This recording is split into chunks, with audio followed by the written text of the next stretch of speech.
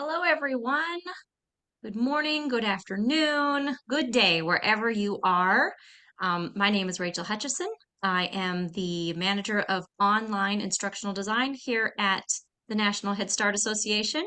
And today I'm super excited to welcome you to our webinar on sensory gardening. Together, we're going to learn some fun and easy ways to use gardens and green spaces so that they can make a positive impact on how our children learn and play. Just a couple of housekeeping notes before we get started. This webinar is being recorded, so you'll get access to the recording as well as our slides in a follow-up email that will be sent within the next few days. It's also going to be up on NHSA's website as part of our gardening resources. We have lots of previous webinar recordings as well as blogs and all kinds of other resources available for you, so we hope that you'll check those out. Today's webinar is meant to be very conversational. So you're welcome to share your thoughts, ideas, experiences in the chat. You might be asked to come off mute and share a little bit more. Our presenters today are masters at this. I'm very excited for them to be leading this conversation. We have Em Shipman with us. She's the executive director of KidsGardening, and Em has nearly 20 years of experience leading transformative programs in food systems, in agriculture, and in education. So she's going to have a wealth to share with you today, way more than we can do in an hour, but we'll do our best.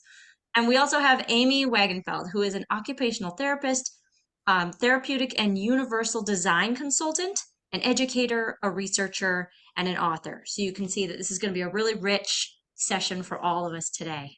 Welcome, Em and Amy. Thanks so much, Rachel. It's great to be here. I'm so glad to see so many people on this webinar and thrilled to be able to talk to you today about sensory gardening. It's very close to my heart. I love working with Amy on this topic, so we're excited to be able to share a little bit of what we know with you. So this session is called Coming to Our Senses, and we're going to talk about fun and easy ways to use gardens and green spaces to enrich sensory integration with young children. Again, I'm Em Shipman, and I'm the executive director of KidsGardening. KidsGardening is a national nonprofit. We're based in Vermont. We work across the country. We were founded in 1982 to ensure that all kids have access to garden-based learning experiences. And Amy, would you like to give a short introduction to yourself? Well, I would be happy to. And thank you, Em, and thank you, Rachel. It's a pleasure to be joining all of you today to talk about a topic that's very, very, very near and dear to my heart. So I'm an occupational therapist, and I am thrilled to have the opportunity to use my skills as an occupational therapist to promote the value of using nature, both as a therapeutic intervention, as well as for absolutely fun filled activities and in ways that help to promote childhood development. Looking forward to spending time together today. Off we go. Thank you, Amy. So let's talk a little bit about what our learning objectives are for today. So firstly, we are just going to cover some basics. We're going to learn about the 8 sensory systems from an occupational therapy perspective. We're going to try to understand the behavioral symptoms of sensory overload. I think this is a really interesting piece that's helpful for a lot of folks. And then understand the symptoms of sensory processing challenges in children ages 3 to 5, and then learn how to design a garden or green space to engage each of the body's sensory systems. And then we'll have 5 specific activities for you that you can do with kiddos to use in the garden or green space to help children integrate and organize their senses. And we'll be providing some links as well to some of KidsGardening's resources around this topic. Amy has developed a lot of resources around this topic as well. But before we get started, we would like to hear from you all. So in the chat, if you would, let us know, do you currently garden with kids? And if so, maybe tell us a little bit about what you do, or the ages that you're working with, what you do in the garden.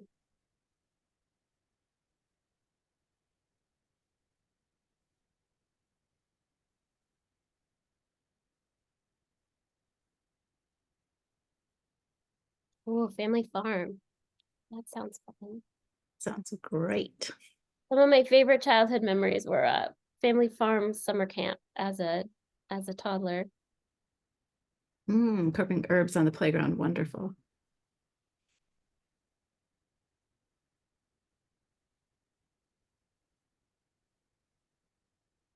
We have a Oh, garden. great. There's a garden coach here. These are coming in quickly, so I'm trying to keep up with them.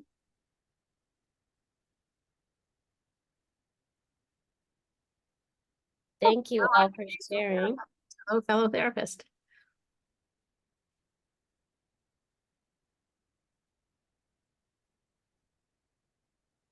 Wonderful. 2 acres, that's big. You can do a lot in 2 acres.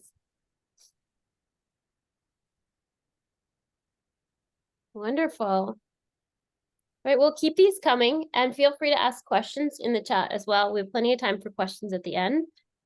So if you have a question that pops into your head and you don't want to lose it, you can put it in the chat and we can address it when we get to the Q&A at the end. So thank you for this, and we're excited to have you all here. So I'm going to kick it over to Amy, who's going to teach us just a little bit more about sensation and the sensory systems.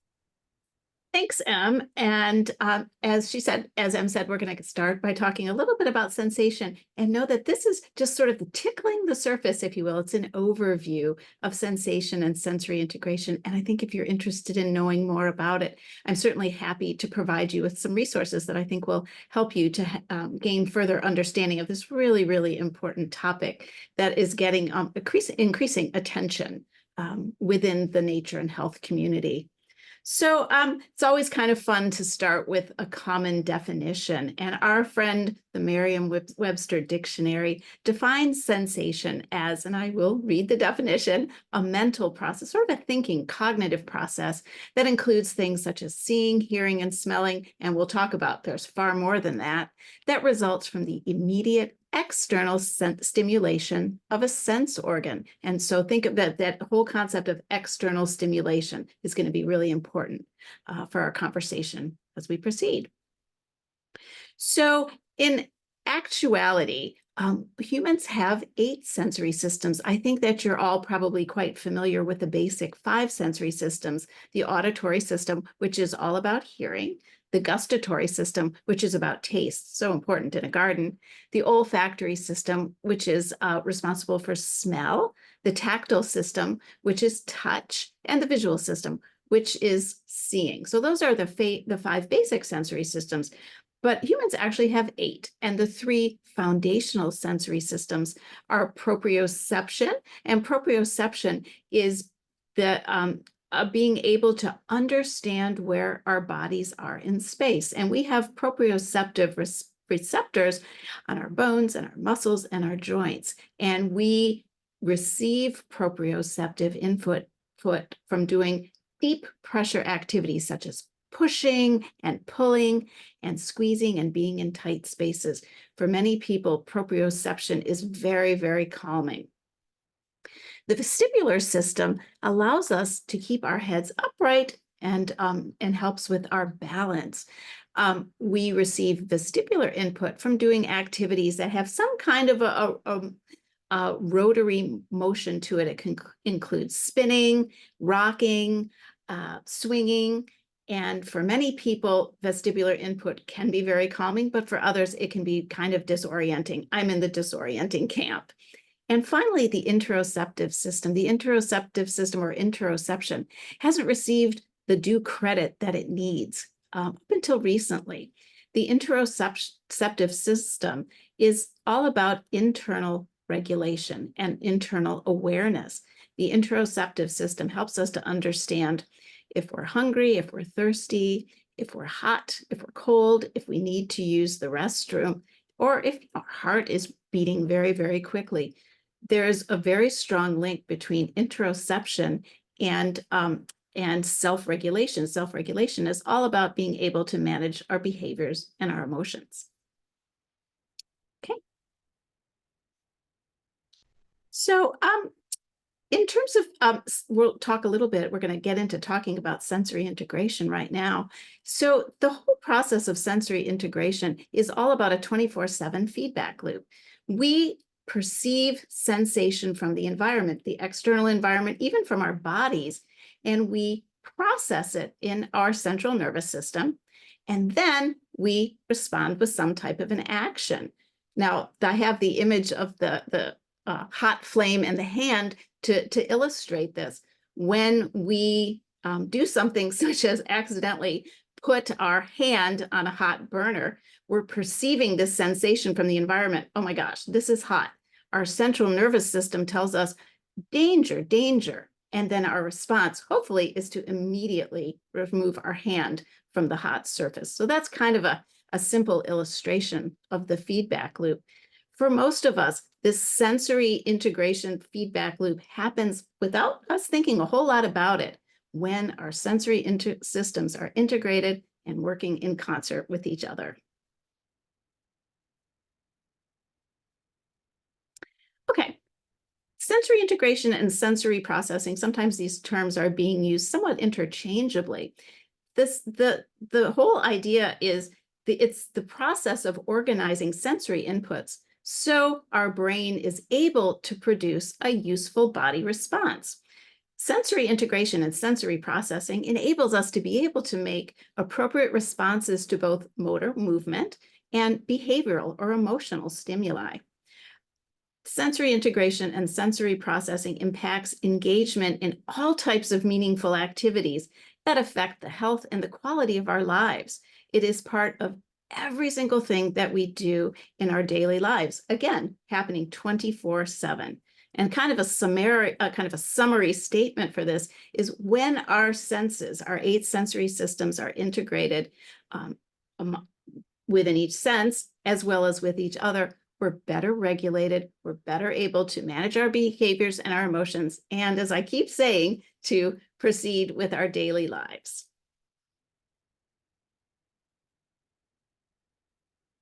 So when we have a good fit between our sensory capacities and our sensory environment, remember the external environment or even our bodies, it's very much linked, and research tells us that it's linked with positive mental health, with physical health, emotional regulation, and our capacity to be able to perform tasks and activities.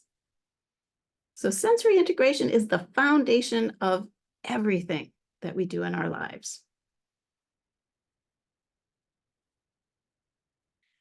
But unfortunately, sometimes there's disconnections. Not all of us have integrated sensory systems. And this disconnection is referred to as sensory processing disorder. And it occurs when the nervous system isn't able to effectively be able to take in, to process in our brains, and then respond to both internal and external stimuli. In the occupational therapy world, Jean Ayres, who developed the sensory integration theory, referred to this as a neurological traffic jam that in essence stops certain parts of the brain from properly taking in the information that it needs to be able to process and respond to sensory stimuli.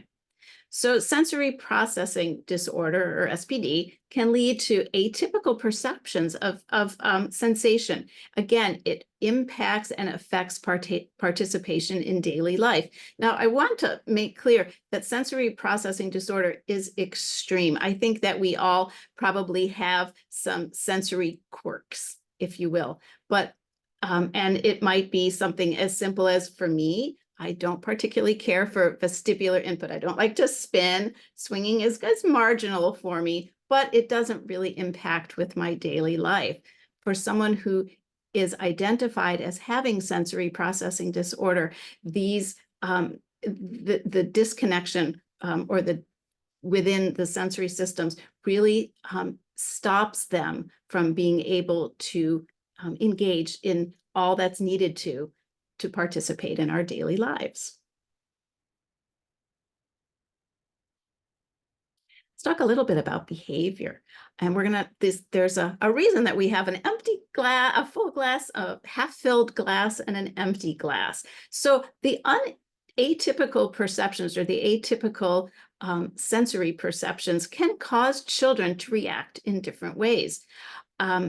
When a child is under-responsive, it may lead to them needing to seek excessive amounts of sensory behaviors. And you can think of this as the empty cup. No matter how much sensory input, and it could be one of the 8 sensory systems that we've briefly talked about, they can't get enough of it. They need more and more and more to be able to fill up their cups. For a child whose sensory profile tends to be that they're under or they're over responsive, it may lead to what's known as sensory defensive behavior. And we're going to look at some specific qualities that are associated with each. This is a child who might be understood, with the analogy of an overflowing cup. No more sensory input. I cannot take any more. I've had enough. But for most people, our cups are half full. We are just able to engage in all of the activities in our daily lives because our senses are well integrated. So as I promised, in the next couple of slides, we're going to talk about some examples.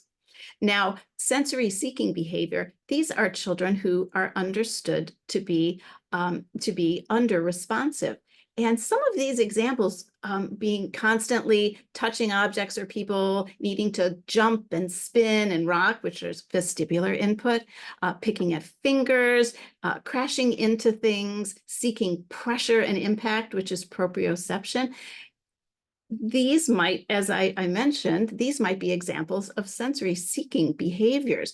And while on the surface, people might interpret these as just being sort of naughty behaviors, perhaps there's an explanation behind these behaviors. It is because these children are under responsive and they need more and more input in order to enable them to be able to participate in life, to be able to play with other children, to be able to learn, to be able to engage in their little child self-care activities, being able to feed themselves, to be able to dress themselves. So that's sensory seeking behavior. Let's look at the other extreme next, which is sensory defensive or sensory avoiding behaviors. And these are examples of some sensory defensive or sensory avoiding behaviors, needing to retreat to calm and quiet spaces, avoiding messy play, finicky eating, being fearful or aggressive, or just kind of shutting down. And again, while on the surface, these behaviors might be interpreted as just non-compliance or something like that, in essence, really, there is potentially an explanation that it is issues with sensory processing.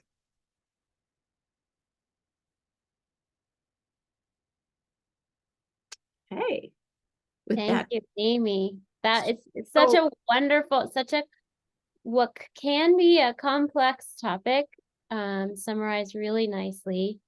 And If I could just, I apologize, if I could just jump back in for 1 second. I wanted to just share one more thing before I turn it over to you to talk about sensory garden design. Sensory processing disorder is not actually a recognized diagnosis in the Diagnostic and Statistical Manual. Occupational therapists have been working, oh my gosh, ceaselessly to get it recognized in the manual, but as yet it's not.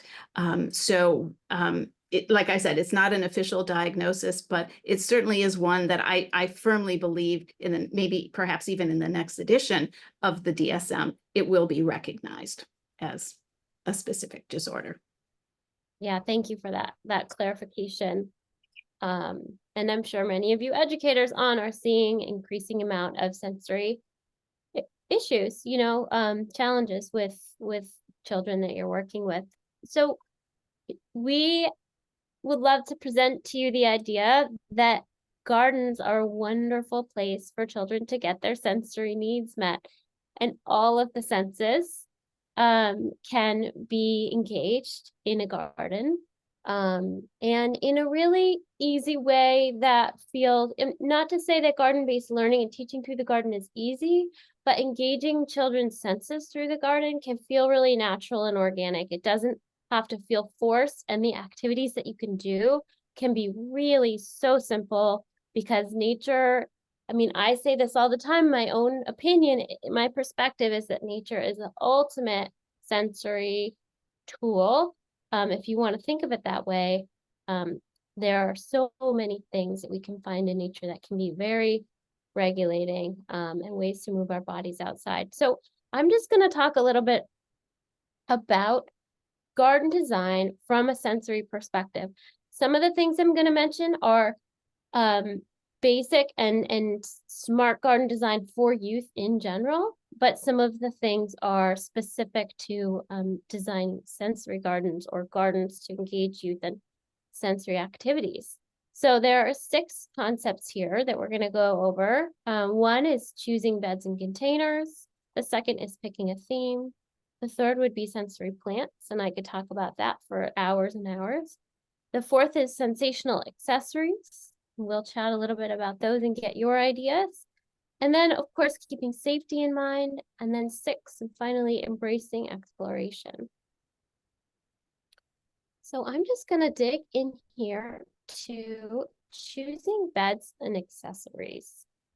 So when you're choosing beds and containers for youth in general and for sensory gardens, the first thing to consider is the garden easily accessible to provide multiple opportunities for kids to engage with the space? So can you get around all sides of it? Is it the appropriate height for youth of the age that you're working with, whether they're standing, whether they're in a wheelchair? Can you find hanging baskets so folks can access the garden and the garden space while they're standing, perhaps, and not bending over if that's difficult? Can you use vertical gardens? So we have some vertical gardens pictured here. And then is the width of the bed appropriate for kids? So if youth are reaching across the bed, they should be able to at least reach the middle of the bed, and hopefully get around the other side to be able to reach that far as well. So sensory gardens can be any shape or size, and they can be inside or outside.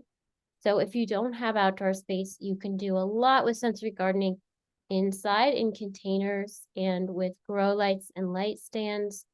Even if you have a bright window and can use containers, that's an option too. And it doesn't have to be either or, right?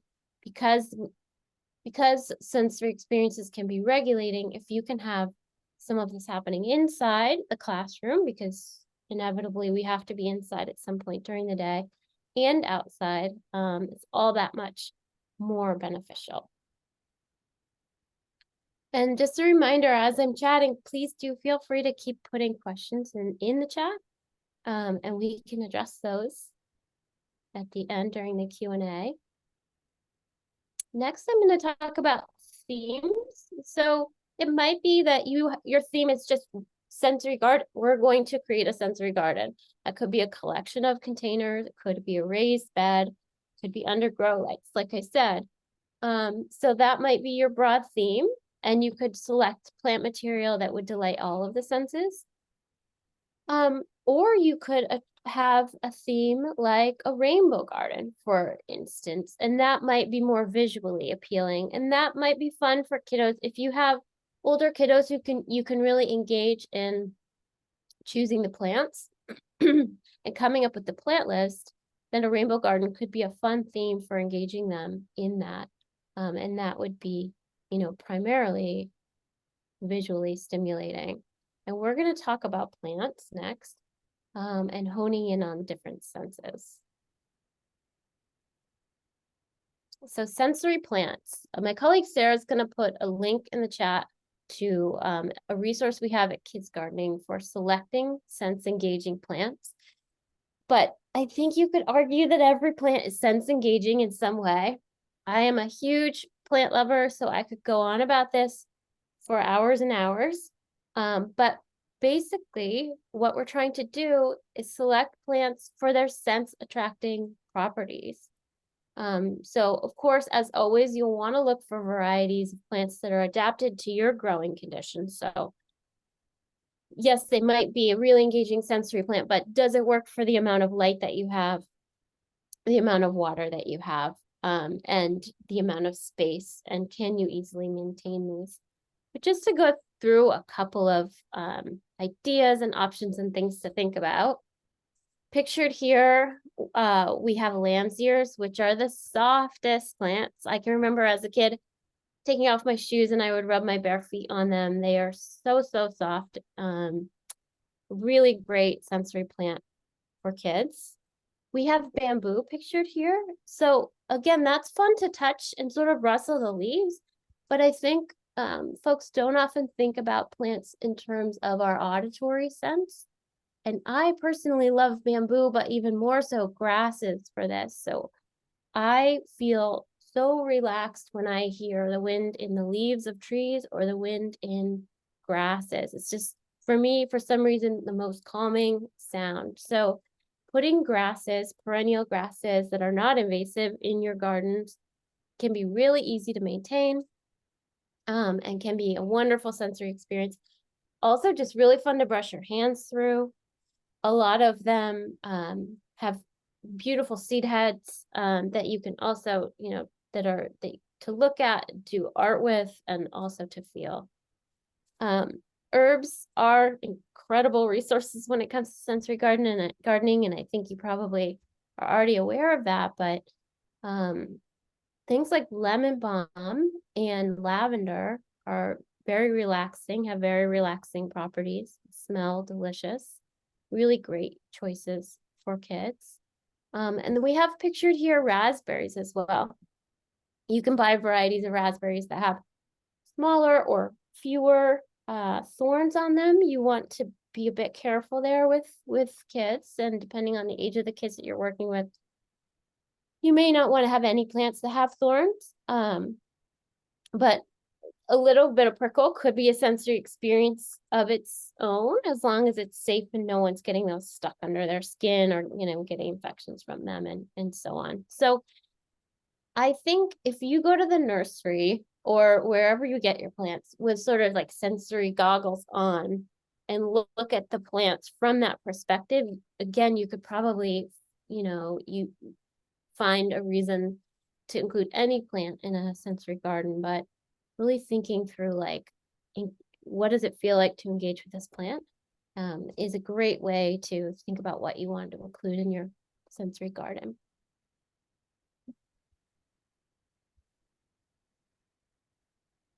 And then there are sensational accessories, is how we refer to them. We want to encourage you to dress up your garden with accessories. So you can create all kinds of art in the garden and ways for children to engage with the space beyond the plants to get even more sensory engagement, right? We want to avoid overstimulation. So we may not want brightly colored signs and wind chimes at every turn. We may want some spaces that are very quiet and peaceful, and then some spaces that have a little bit more going on. But adding sound by making wind chimes from old silverware or seashells is a great idea. Installing a water fountain. A lot of folks feel very relaxed by the sound of water. So having a water element in the garden can be really nice for kids. And I think if you can create a water space that they can also engage with and play in, all the better. You can also add texture to the garden with different kinds of paving stones or seating areas. We want to think about paths from an accessibility perspective. So, sometimes we think of pea stone and those things as being nice from a sensory perspective, but we do always want to keep in mind that the garden should be accessible for folks who are in wheelchairs or other devices. And so making sure paths are, yes, engaging in a sensory perspective, but also just work well for folks and are accessible. And then lastly, I guess around sensational accessories, adding visual appeal with colored signs and sculptures. In Vermont, where I am, and in a lot of the country, the garden can be pretty dull in the winter. And so if you can incorporate art in the garden and color and sound in the garden that can take place during the winter, I think it can still be a really nice space for youth to get out and engage. And bird feeders things like that to attract wildlife. I guess, yeah, lastly, I'll add one other thing is that just like engaging with the water, I think including a space where youth can engage with the soil, so having a dig site, a raised bed perhaps that's left unplanted, can be really fun. It's a really great sensory experience, especially for young kids to be able to get their hands into the dirt. So I want to pause here before we continue on our sensory garden design themes and ask you all what sensational accessories you have used in the garden. We would love to hear your ideas.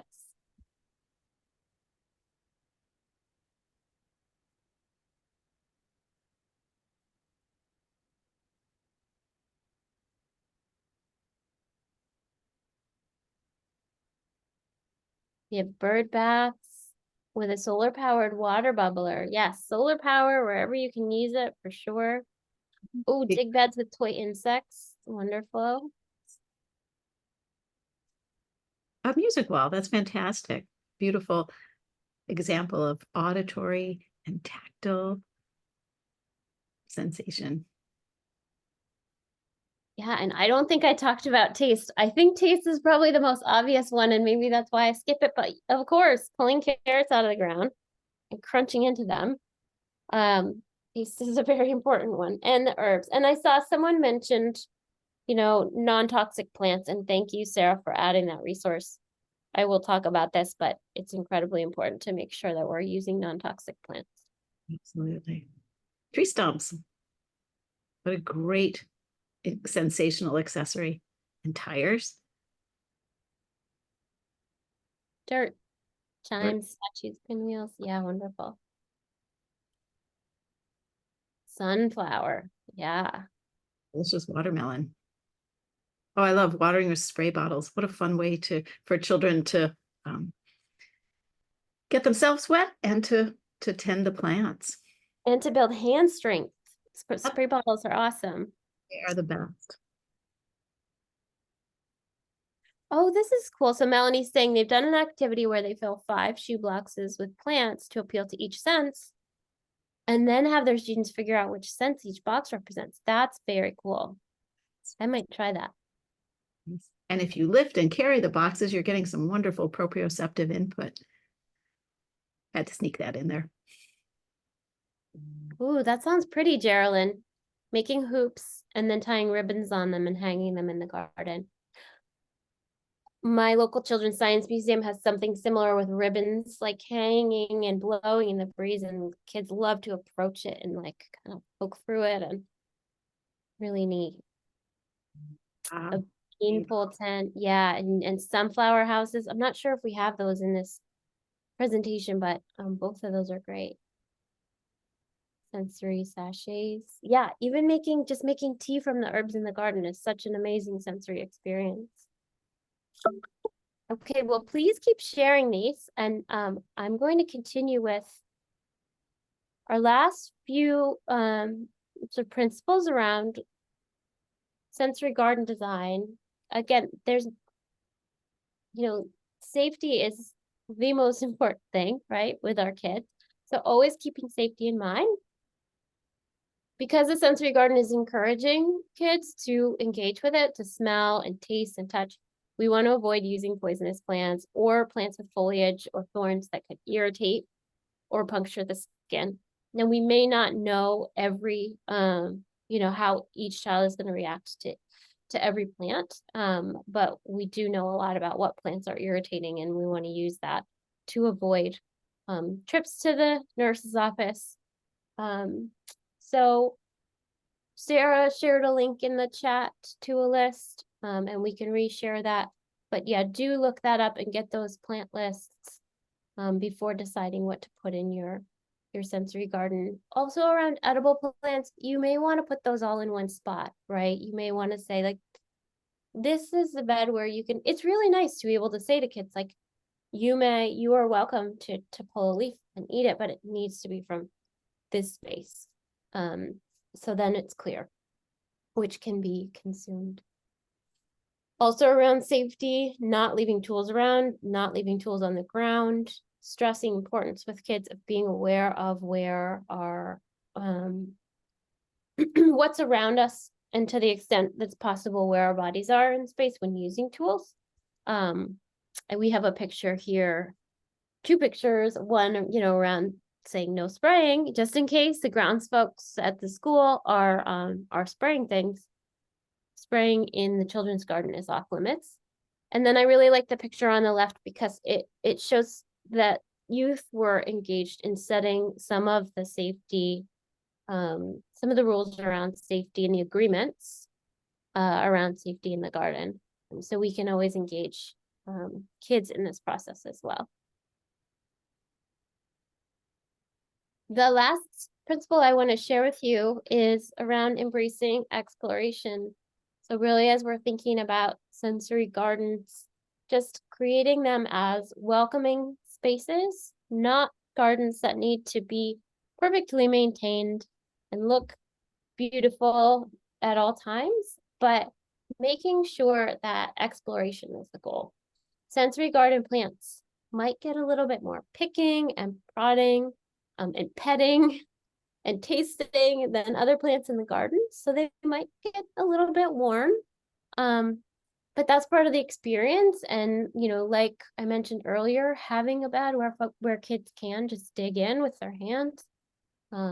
We want there to be parameters, of course, with kids and agreements around how they should and should not engage in the garden.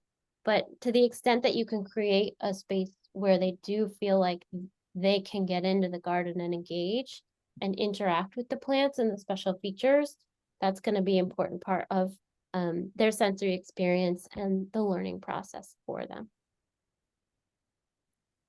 So I'm sharing an image here of two resources that are on the KidsGardening site that Sarah's going to share in the chat. But again, we have a list of sensory garden plants, some favorites, and then we have a resource around designing a sensory garden.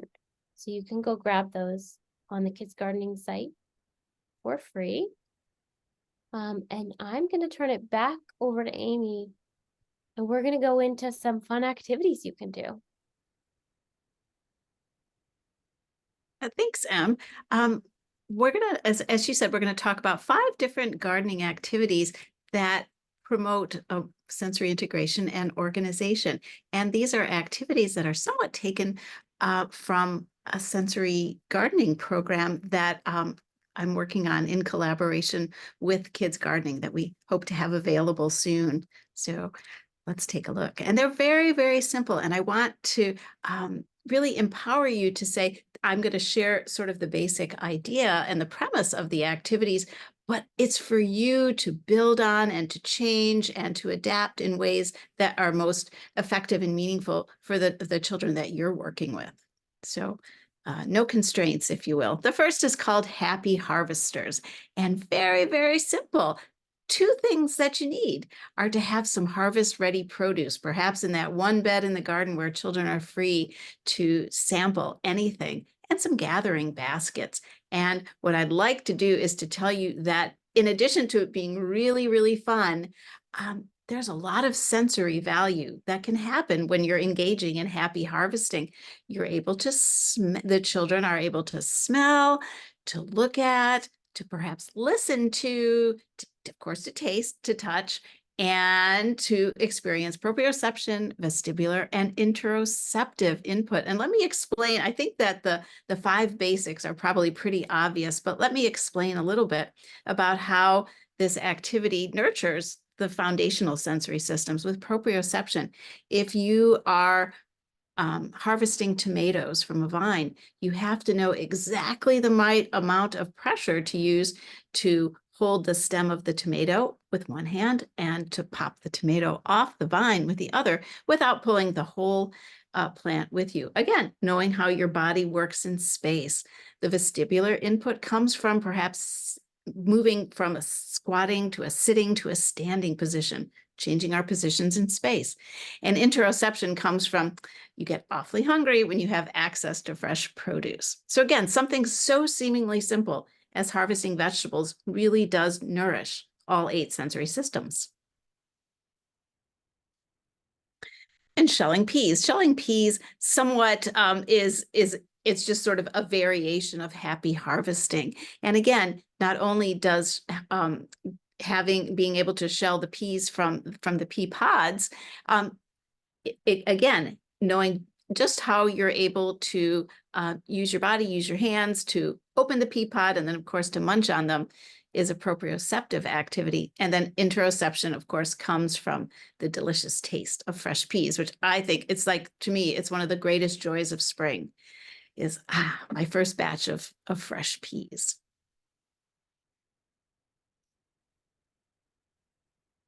Herbal ice cubes. For those of us in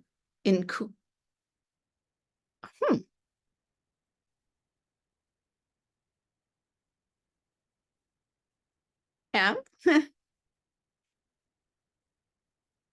Oh my goodness. Did I have anybody? no, Oh my goodness. I have no idea what that was. Okay, Wow. well, Friends, did you see you the gotta curtain pause for call? that slide, Amy. I don't know. I'm sorry. Oh my goodness. Well, after watching the curtains close, that was fun. Let's talk about making herbal ice cubes. Maybe we need to cool down after that little bit of excitement. Making herbal ice cubes are not only a delicious and thirst quenching, when the weather is hot, but they're a beautiful way to showcase herbs. And it's very simple. Again, just having some fresh, delicious herbs such as lemon verbena, lemon balm, and mint, having some ice cube trays and water and a freezer. And it's again, this activity nourishes pretty much all except for the vestibular system in terms of sensory systems. And just a simple way that you do it is you fill the ice cube trays about halfway, freeze them, take them out of the freezer, pop up an herbal leaf in each of the ice cube compartments, cover it with water, and freeze. Once they're frozen, pop them out, and they're delicious. Just perhaps if children want to just hold them and suck on them, or to put them in a pitcher of water, or even lemonade.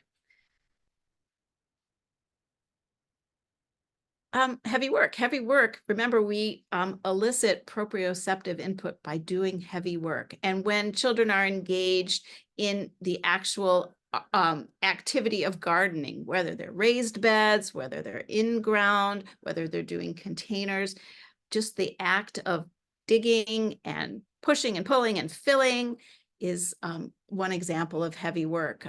When children engage with garden tools, trowels and cultivators and shovels, again, they're not only nourishing 4 of the 5 basic sensory systems, we're getting a lot of proprioception and vestibular and interoceptive input. Pushing a child-sized wheelbarrow is a wonderful example of heavy work, and using watering cans and hoses also are examples of heavy work. When we engage in heavy work, it tends to help us feel more self-regulated and calm. And the wonderful thing is, after engaging in heavy garden work and having some herbal ice cubes, we're really ready to learn. And one more. Shades of green. I think this is such a fun activity. If you go to your local paint store and collect in the green palettes a bunch of paint palette color cards, and then you invite children to either look through a pile of pre-gathered natural green materials or to go on a treasure hunt, and can they match up something green that they found either in the pre-gathered pile of materials or on their treasure hunts? Can they match it with a certain color or shade of green in a paint palette color? Is really, really fun. And it's really important that with all of the natural materials that you gather, that they go into your composter when you're done. And again, with all of these activities, they're suggestions and they're invitations. And I really hope that you feel very confident to adapt them in ways that work best for the children that you have the joys of working with. And now we're ready to open up we have some time for some questions and answers and a discussion.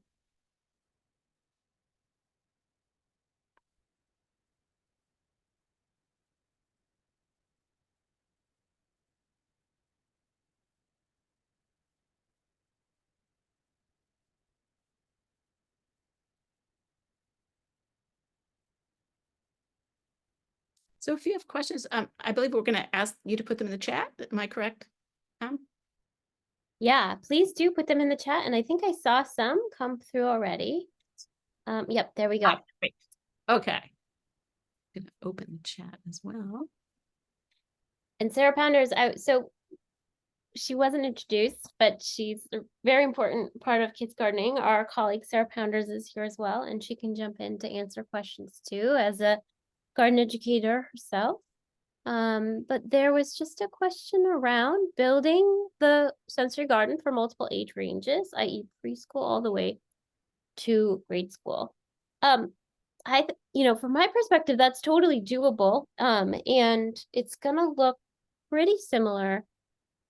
However, I think, some of the safety concerns I would cater to the younger audience around making the garden safest for them. It's not going to be unsafe for the middle schoolers if it's safe for the youngest kids, and appropriate for them. It might mean the middle schoolers are not able to sort of engage in it in more advanced ways. They might if you build a garden just for the middle schoolers, but they still will get a lot of benefit from it. And I think middle schoolers have a little bit more independence. Perhaps you could design some spaces where they could be alone or have quiet time, or read, calm, quiet spaces to retreat to. There might be a little bit less sensory play in middle school. So they might not want to dig in the soil as much or play in the water or get wet, because at that age, they're just a little bit more aware of getting dirty and wet and perhaps don't enjoy it as much. But Amy, I'm curious what thoughts you have around that. Yeah, no, I think those are great suggestions. I think the other thing too is, if you're thinking of sort of different age groups, perhaps the older children can, in some capacity, be garden mentors to the younger one, and to provide, I would say not help but to provide support to the younger children, planting together. Perhaps there could be shared spaces in the garden where the younger kids and the older ones are gardening together with some common goals. And I think too that, one way that you can vary it is to have different sizes of gardens. Raised beds for younger children are much narrower because their arm reach is not as large as or as long as older children. So, just even different sizes of gardens could be very helpful.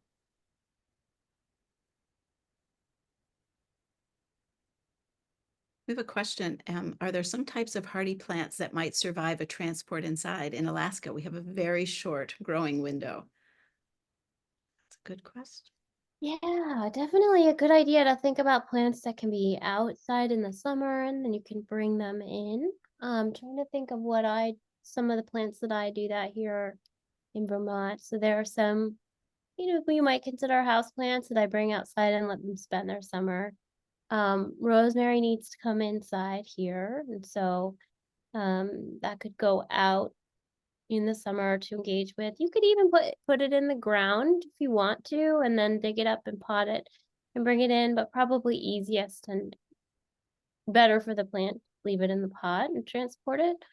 I think there are some other more tender herbs that might be a good idea for. There is, Amy, you refer to this plant as well, and I've heard it called sensitive plant, but there's a grass that you pet it and it curls up. Mimosa? The Yeah. ground cover. It could be really, I don't know how that does in the winter inside, but that might be a fun thing to try, right? Bring it outside for the summer. It's a very tender plant. So bringing that inside in the winter. I'm trying to think of some others that are. I actually live in Seattle, so somewhat south of Alaska. But several years ago, I was at the Northwest Flower and Gardening Show, and I received a very small cutting of a plant called Baby Bunny Belly. And arguably, it may be even a little bit softer than lamb's ears. And it's a really interesting purple and green variegated leaf. And it does it's prolific. I've given it many haircuts in, in the past couple of years. It's grown quite wild, and it does very well outside. And then I bring it in as the weather gets cooler, and it continues to thrive. And it's just such a wonderful plant to touch, to look at. So you might want to try that. I was also thinking about a lot of the herbs that can be brought in, and even if you have just a small grow light, it can help a lot to just get enough to keep those growing and enjoy over some of the really hardy ones that are easy to touch, like a lot of the mints and that kind of thing, can grow pretty well indoors during the winter months. Yeah, coleus. Christy just recommended coleus. It's an amazing plant that you can reproduce a million times over from cutting. So that's a fun one. Bringing that in and out, it's so beautiful, and it's great to engage kids in the propagation of that. I was just thinking about, it's one thing to bring plants in and out, but there's also so many plants you can grow inside, 100% inside, that are fun to engage with. KidsGardening has a lot of indoor gardening resources on our website. You should take a look at those, but growing microgreens, growing sprouts, those types of things are a great sensory experience, and something that you can do in the winter in Alaska for sure, indoors. Now, I've just a brief thing about indoor gardening, and this is, sort of a research-based comment. That research shows that, sometimes situations and circumstances occur that being outside isn't possible. But research has shown that engaging with nature inside is also incredibly health promoting. So it's not a step down. It's equal. So I want you to feel really good about that. Yeah, thank you, Amy. It's true. Someone mentioned, and there was a really great answer from the audience, but any training ideas to inspire teachers to do these types of gardens? And Maya said that, they do PD days to do presentations and then take the teachers out to the garden and do the activities. And that was going to be my suggestion, just to really emphasize that this is experiential education, and to sell our educators on it, like, they should have that experience, right? Like, if they have that, like, really engrossing, even sometimes transformative experience in a garden, learning and engaging, they're going to be much more excited about offering that to their students. So I love to see professional development that really engages educators in getting our hands in the dirt and growing the plants, and any opportunity to really bring people on board with how therapeutic and fun gardening can be. And speaking of professional development opportunities, Sarah has created a really wonderful Gardening with Kids Basics course that we offer through NHSA's Academy. So we'll drop that link in here if you want to explore that. That would be a great opportunity to do all of the nuts and bolts learning. And then you can pair it with now let's go try it. Sarah gives lots of really practical ways to implement what you learn in that class. So just a shout out to that opportunity to you as well. Thank you for mentioning that. I was also going to mention there's lots of additional webinars out there, and they might want to check out the Kids Garden community, which also has an event listing. So, but online's great because it's very flexible. But then the Kids Garden community, sometimes you might be able to find a local resource too.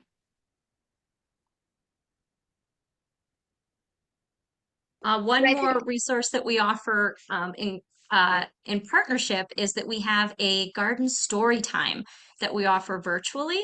I don't have the date of the next one right in front of me, but we'll make sure to get that to you. We'll throw it in the chat. We'll put it in the follow-up email.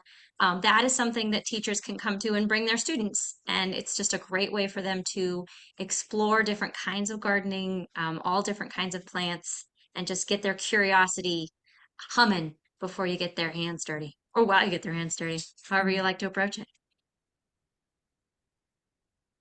I was also just going to add on in a general sense, like getting other teachers excited, starting small and kind of dreaming big is like one of the biggest tips because you want to make it seem accomplishable. You don't want it to be scary and too much to take on at one time. So starting with a few containers versus, putting in a humongous sensory garden is probably a good way to get started. Totally agree with that. We see that all the time. We have a garden grant that we have applications that come out for every fall. And the strongest applications are always those that know exactly what they're going to do. Just one thing that they're going to try and implement because that's sustainable, achievable, and you can get excited about that no matter how big your garden program is. Add one thing at a time. Absolutely. The whole Em and Amy, we're just about out of time, so I'll give you like final shout outs and then I'll do a little bit of housekeeping and we'll call it a day. Sure. Yeah, we have time for one more question if anyone wants to jump in, but to summarize, I just want to thank everyone for their interest in gardening with youth. It's, of course, a passion of mine, and our mission at KidsGardening is to get more kids learning through the garden, and we are eternally grateful for the educators and the caregivers who are working day to day with kids and giving kids this amazing experience and opportunity to be in the garden. So thank you all for your interest in this topic and for your desire to do more. And thanks especially to Amy for all of her expertise. Is there anything you'd like to say to wrap it up, Amy? Well, I'd like to thank all of you for joining us today. This is a topic of such great interest to me, and I want you to know that inspiring children to engage in gardening early on in life, there's such a strong link with them becoming stewards and stewards of the environment as they become adults. So what you're doing is so incredibly important to for not only for the health and well-being of the children, but for our planet. So thank you so much. We need you to do one more really important thing before we let you go, everyone. We're going to open up a poll because we want to do one more gardening webinar for you this spring, and we'd like you to decide what that topic is going to be based on what you're most interested in. So we'll go ahead and launch that. And if you can just take a second and let us know. For some reason, it says row 1, row 2, and row 3, which is not very helpful. So if you guys can't see the names of those rows, that means that I built this wrong.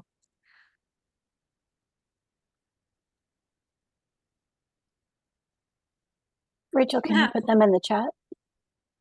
You know what I'll do is we will put this poll into a follow-up email. So everybody, when we send you that follow-up email, open it please and let us know what the topic is that you want our next webinar to be. Okay, we've got 3 really awesome topics picked out for you. We can't do them all in an hour. There's no way. So that's just a teaser for you then.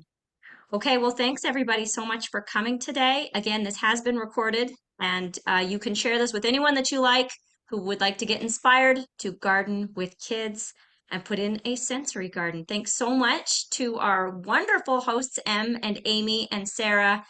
Your expertise is so valuable to all of us here in Head Start and Early Head Start and to early childhood programs everywhere. We appreciate you. Have a great Thank day, you. everyone. Thanks so much. Bye, everyone. Bye, everyone.